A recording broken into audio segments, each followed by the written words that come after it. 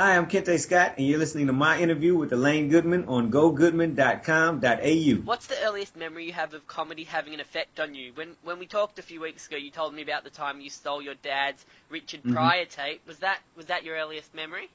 Yeah, that probably was the earliest time when comedy kind of like resonated with me. Like they had sitcoms and all of that stuff, but hearing Richard Pryor just being that raw and that open and that funny, really, that was like the first time it was like, and it still didn't hit with me like I could do it, but I knew it just was realized that comedy was real, you know.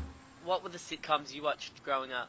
What I watched growing up? Sanford and Son reruns, The Jeffersons, Happy Days. What else? Mork and Mindy, all the way down to Laverne and Shirley. Everything that came on that was funny, I usually watched it. All the way through, like in Living Color and Martin and all those as I got older. But growing up, I know because I had to be to bed by 9 o'clock. So if it came on between 8 and 8:30, I could see it. I saw those two. I never saw anything after 9 o'clock. So you never watched any of the late night talk shows? No, never saw any of the late night talk shows. The only thing I did see was they had a show called Benny Hill out of England, and it was in Oakland. They had Channel 2, and it would come on, I think it would come on like 11:30 at night. And so Fridays I would stay up late, and I'd see like the first 50. That was one of the funniest shows I've ever seen. Benny Hill, I love the show, and it was a little racy, so that didn't hurt either. But it was on at a reasonable time. Yeah, it was on it.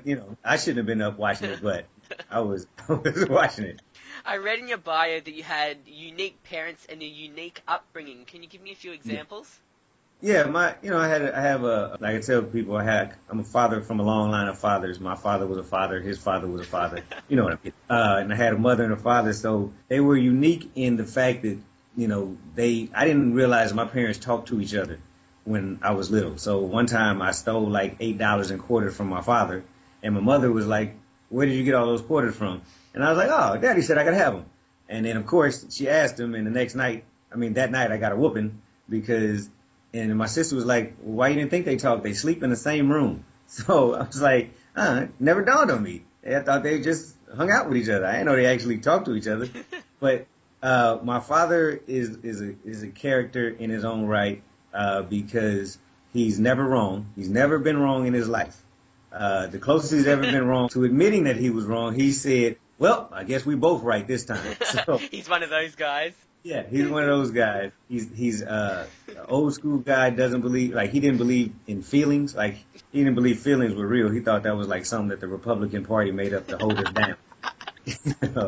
And they both whooped us. Both of them gave us spankings. My father gave us spankings with a belt. My mother gave us spankings with a lecture and a wooden spoon. So, they're characters in their own right. Like, my mother is the nosiest person I've ever met in life. Like, she's in everybody's business. If she was in your room right now, she would not be paying attention to you. She'd be paying attention to the people across the hall and in their conversation. So she's the older she gets, the more liberal she gets with her advice to people. Did that ever get her in trouble, eavesdropping? No, she doesn't care. We'll be in a restaurant and I'll be talking to her and she'll be like, "Wait 1 second." And she'll turn around and be like, "You know what you should do, girl? You should just leave him because he doesn't sound like he's right for you at all." I'll be like, "Mama, you can't do that." She'll be like, "Why? I'm grown. I can tell him." All they can do is say no. I'm like, you can't jump people's conversations, but she's very, very forthright with her opinion and stubborn in her opinion as well. Like, both my parents are like that. My jaw's already sore. Your father wanted you to be a doctor. What were your plans going into college? My plans my only plans I had going into college is I wanted to play football. But my father wanted me to be a doctor went back to when I was like born. Like, when I was born, he was like, "You're going to be Dr. Scott." I was like 6, 7 years old, and he was like, "What you want to be when you grow up?" I was like, "I want to be a fireman." And he was like, "Well, you'll be the only fireman with a doctorate on the truck because you're a doctor." So going into UCLA, I didn't have a major. I didn't know what major I wanted to be. And my father was like, "Well, if you don't know, I'm going to tell you, you're going to be a biology major." So that's how I got to be a biology major. I really didn't have a choice. And he was like, "Going to be Dr. Scott one way or another." But you just wanted to play sport, like most probably teenagers. Yeah, and I was I was smart enough in the sciences that I could get by, but all of my friends who wanted to be doctors and have gone on to be doctors, they had a different level of passion. I was like, I don't want nobody dying on my table. I don't really want to see any blood. And only thing that attracted me about a doctor was that you could wear an earring and you got one day off a week. So I was like, and you made a lot of money. That was the only thing that excited me about being a doctor. But you discovered your passion for comedy and acting in college. Was it a hard decision to ditch medicine and enter the entertainment industry? No, because like I tell people, I didn't choose entertainment. The industry chose me because my freshman year, my first quarter at UCLA, I was in the gymnasium. We were playing basketball, and this guy walked up to us and asked, hey, you guys want to try out for a commercial? And I was like, sure. And all he did was took like a picture. It was a Polaroid back then. And then he called. He said, I'll call you guys back. I'll call whoever gets the part back in a few days. So he called me back, and I got the part. And I played a guy playing basketball in a Cleveland Power Company commercial. All I did was shot baskets for like 2 hours. But the check that came in every month was like $900, which in college was like $1 million. I was the richest person ever. So I started doing commercials while I was in college. Took a couple of classes at UCLA. And then the comedy came about because I come from a family that is called either playing the dozens, bagging, or capping on each other. We talked about each other, but it was one of those things that we could talk about each other, but nobody else could talk about us. And I remember the first time I learned I could make people laugh and play with my cousins who were older than me in that kind of way was I was like 10 or 11, and I had a cousin who Christmas vacation, I think he came up for like a week, and for 6 days straight, he was killing me. He was just hammering me with jokes and, oh man, you smell like boo-boo. Something's wrong with you. You need to change your drawers. And it was to the point where I went to my room because I was like, maybe I'm just going to sneak and change my underwear because maybe I do smell like boo-boo. And my mother saw me and she was like, what are you doing? And I said, well, Kevin said I smell like boo-boo, so I'm going to change my drawers. And she was like, he said you smell like boo-boo. Well, do you? I was like, no. She was like, well, you go back downstairs and you give it to him just like he's giving it to you. And I went back downstairs and it was all of the cousins were downstairs and he went in with you smell like boo-boo. And I was like, well, you so dark. You look like you might have boo-booed on yourself and it spread all the way to your face. And they all laughed. So I was like, okay, I can do this. So from that point on, we always joked around family events. And one point, my mother was like, I'm tired of you giving away these jokes for free. I'm not leaving L.A. until you get on stage somewhere. And so I got on at the Comedy Store after she'd been here for like a week. And they laughed. I did like 3 minutes. They laughed. I did another, went back. They laughed again for 3 minutes. So I kind of fell into the comedy. Like it found me. And so I was filling out the applications for the University of Michigan. And I was like, my thinking was if I could go to college for 4 more years and do an internship, that's 8 years, then a residency, that's 10 years before I start making any money. I can go do comedy and acting for the same amount of time and struggle the same way or make my own road. So I called my parents and was like, yeah, I'm not going to go to medical school. I'm just going to be an actor and stand-up comic. Okay, bye. If we backtrack a little bit, you said you started taking some acting classes at UCLA. Mm-hmm. Did your dad know you were taking acting classes, or did you hide that from him? No, I mean, he didn't know because it was like part of, it was UCLA, so they had a theater school. So one of my electives, I would take an acting class or I'd take a theater class. And then, he knew I was doing commercials. I never hid that from him because when I got my first W-2, they thought I was doing drugs because my agent stole like $20,000 from me.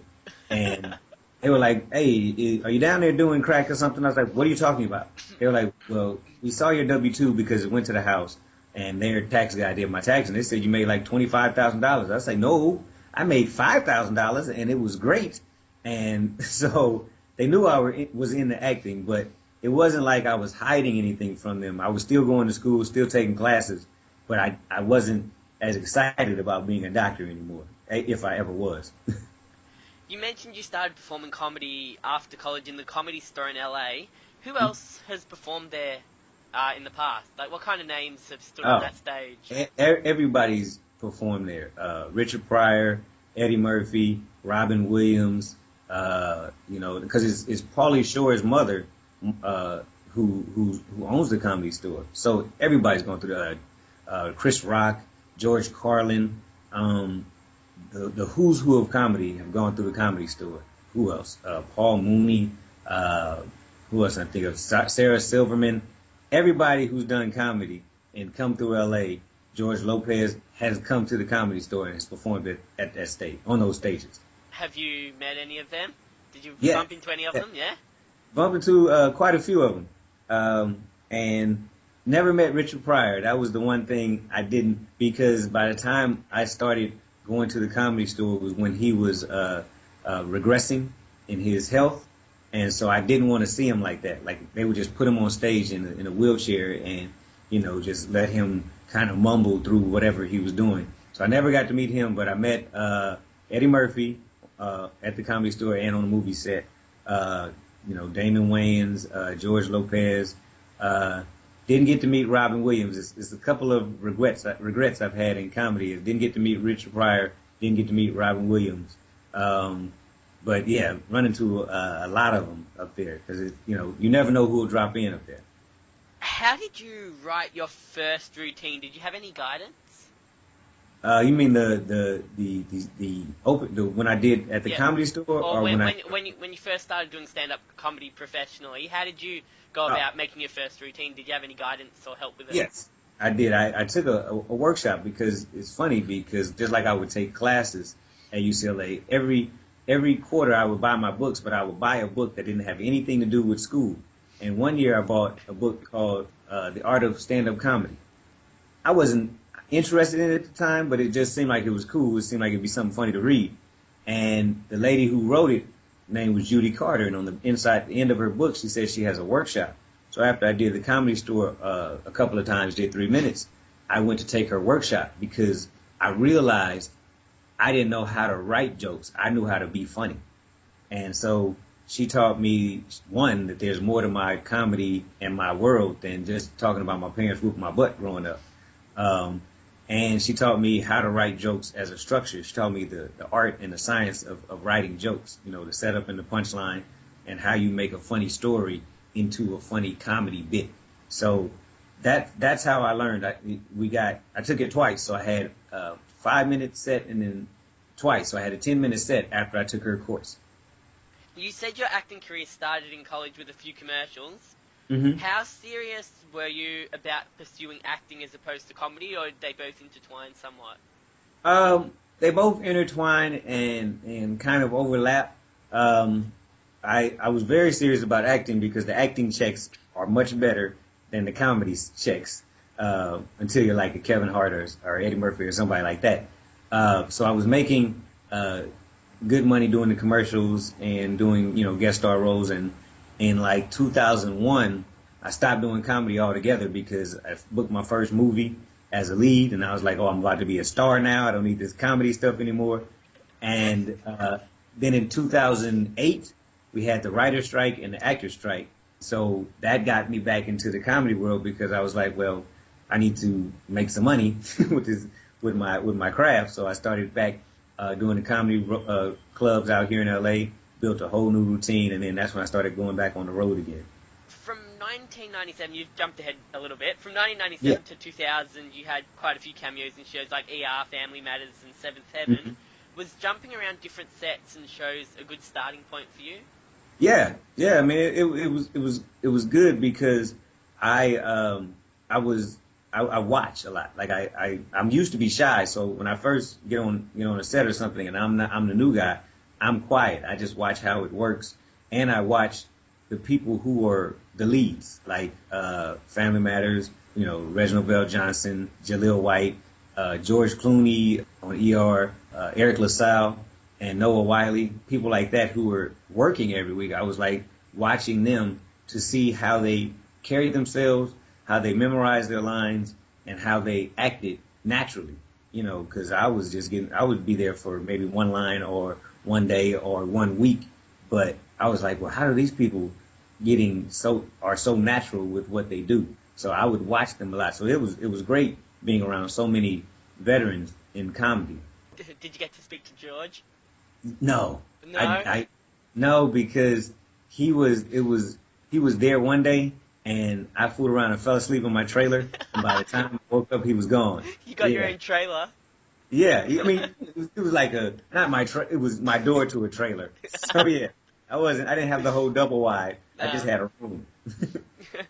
In 2000, you worked alongside Eddie Murphy in The Nutty Professor. How would you describe the experience of working alongside him when he isn't really playing himself? He's kind of playing a character, as in he's dressed up as an obese professor.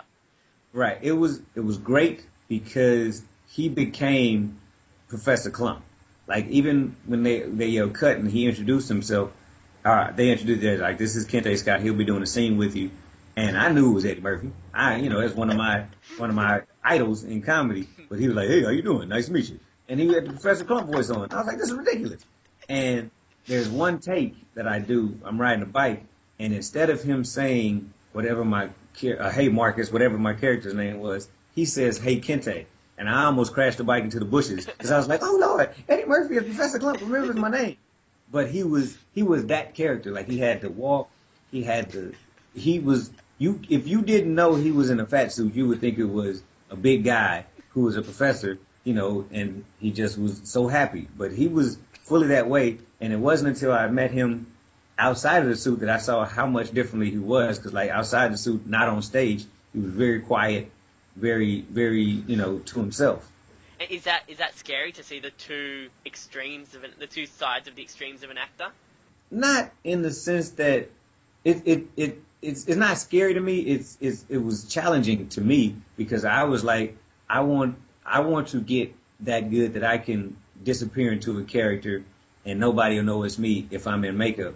But then if I come out, then they'll say, I didn't know you, because people say that to me now. They be like, well, I never knew you're that funny as you're on stage. I'm like, because I'm not always on. Sometimes I'm just chilling. I'm just relaxed, and I don't have to always be the life of the party. So that was never scary to me. It was like a challenge. It was exciting to me that people could actually do that. In our previous interview, and even now, you mentioned the writers' strike and the actors' strike had a negative effect on your career. Can you take me through that experience? Yeah, I can take you through it. First it was the writer's strike, then it was the actor's strike. It was literally back to back. But who were they striking? Who were they striking against? They were striking against the studios, because right, okay. The actors and the writers have a union, and the studios and the producers pay all those people. So they weren't happy with the contracts. The producers were playing hardball, and so they were like, the unions were like, you can't work. Like, we couldn't work on being a part of the union, you couldn't work on non-union writers projects when that strike went on, and then you couldn't work on non-union TV and commercial projects. So it was like 2 years of no work, unless, I had a few things that were running, but it wasn't new work. So, being a single father, I was like, well, I got to do something to keep these lights on, because the bills don't stop and my daughter don't stop asking for stuff. So that's what it came down to. It was a long period, because the producers were playing hardball. They were like, well, this is what we're offering you. If you don't like it, you don't have to take it. So their cachet of money was bigger than the producers and the writers and the actors' cachet of money. So they knew they could hold out longer than we could. Did you know a lot of people that were in your same boat that needed to try and look for other work? Yeah, I knew a lot of people who, went back to work and got regular day jobs. I know a lot of people who actually crossed the line and did non-union work, and few of them got caught and blackballed out of the union, because the union was like, no, we need everybody to stay the line. So yeah, it was quite a few people, and even big name folks who were, they had a little bit more of a cushion, but after a while they were like, we're ready to get back to work. From reading your IMDb page, at the moment, mm-hmm. You seem to be focusing a lot more on your comedy. Is that where you're happiest? It's where I'm the most free. Like, that's my voice. Like I write my jokes, I work my routine, I set that up. Now the acting is better because the acting pays more and you get more exposure. But it's like people ask me which one do you like doing more. I like them both the same. I like the acting check better, and the acting check. I mean, and the acting lets me do stuff that people don't expect me to do. Like the acting is where you can get on a set and actually cry as a grown man, and nobody judges you. Women actually love it. So I love them both the same.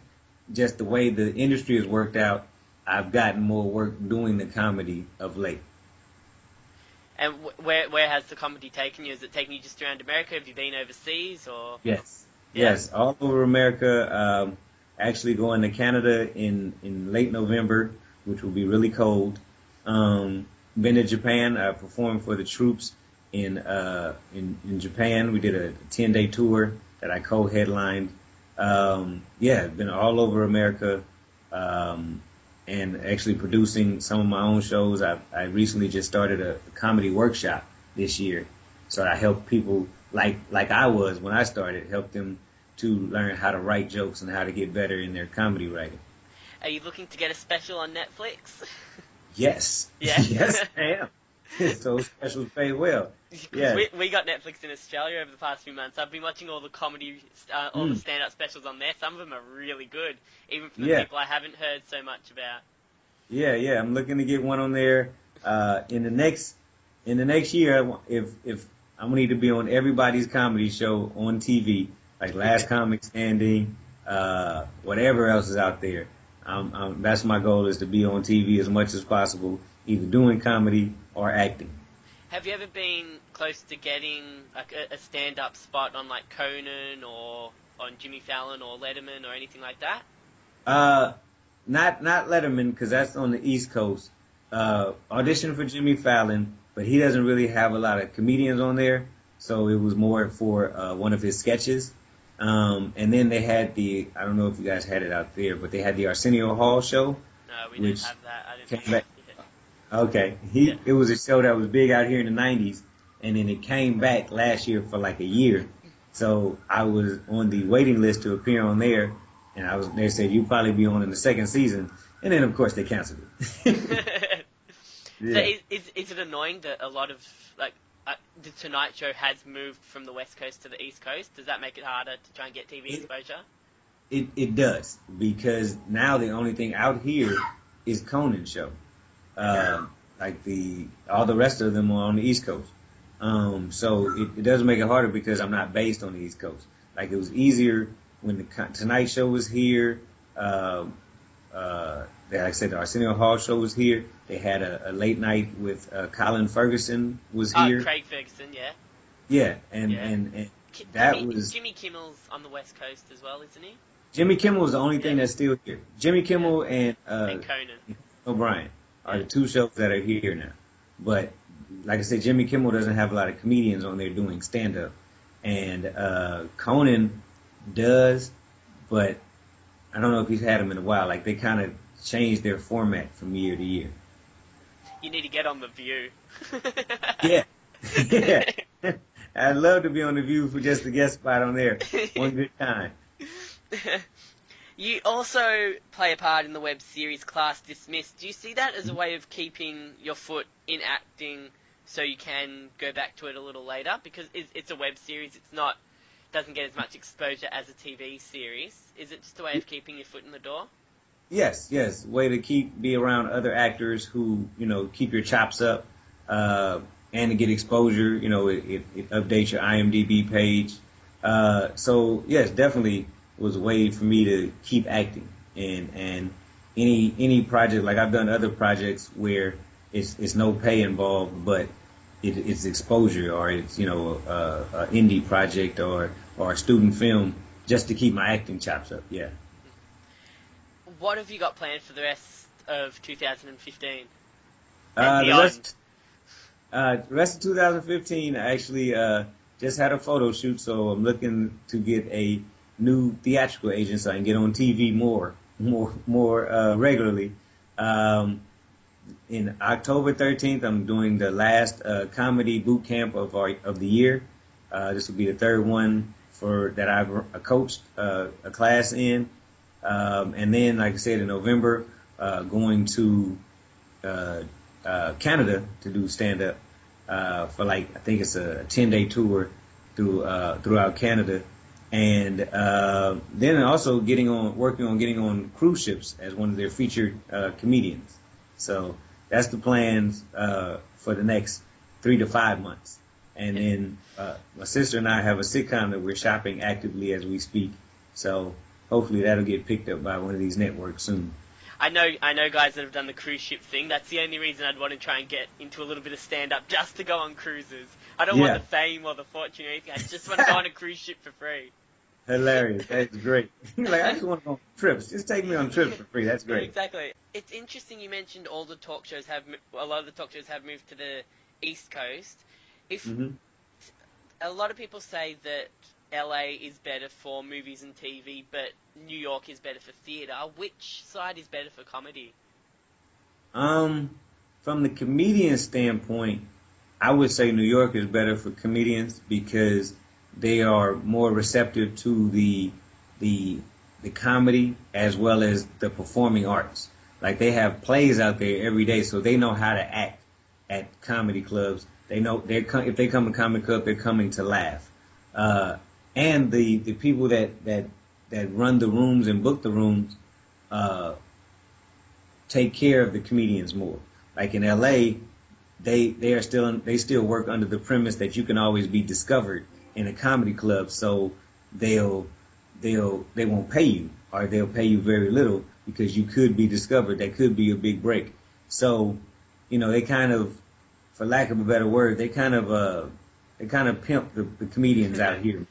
You feel like you're prostituting your talents out here a little more because you have to so that you can get a shot at something big. But in New York, it's more based on your talent. It's more based on you as a performing artist. So it's better out there for the comedy in terms of growing as a comedian. Yes, so New York's more about the comedy, and LA's more about the next step and getting noticed. Yes, exactly. New York enjoys it more for the comedy and just going about comedy and just getting a lot of people laughing. Yeah. Right. Where can people find you?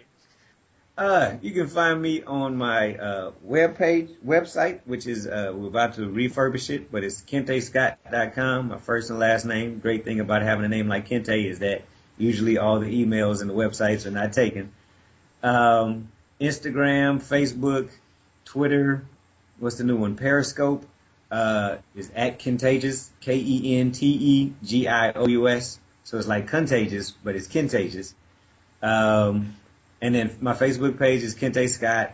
I have a Contagious Comedy fan page on there as well. So I'm all over. If you put in Kente Scott, you will find me. There's not a lot of Kente Scotts running around the world. Do you know any other Kentes? I do. I don't know them personally, but it's funny. I've run into maybe 10 over my life. Yeah, and it's always crazy because they were like, I had a friend named Kente, and I'm like, really? And and I have like 3 Facebook friends who are named Kente, and I'm like, I don't know them at all, but I'm like, your name is Kente, so you're my Facebook friend. Yeah, I don't know any other Elaines, so that's good. Yeah. I have a unique name. Although there is one article on Google when I type in my name that's about a neighborhood dispute, but it's not me. Oh, okay. Make sure you weren't out there causing a ruckus. Yeah. No, I don't think I think it's in Texas or something, but it's definitely not me. No. Anyway, yeah, it's been a pleasure. I hope you do get some more TV time and I can search the web and find you on all these big talk shows, which would be really cool. And yeah, have a great night. It's been a pleasure, Kente. Well, thank you, Elaine. Thank you for having me. I appreciate it.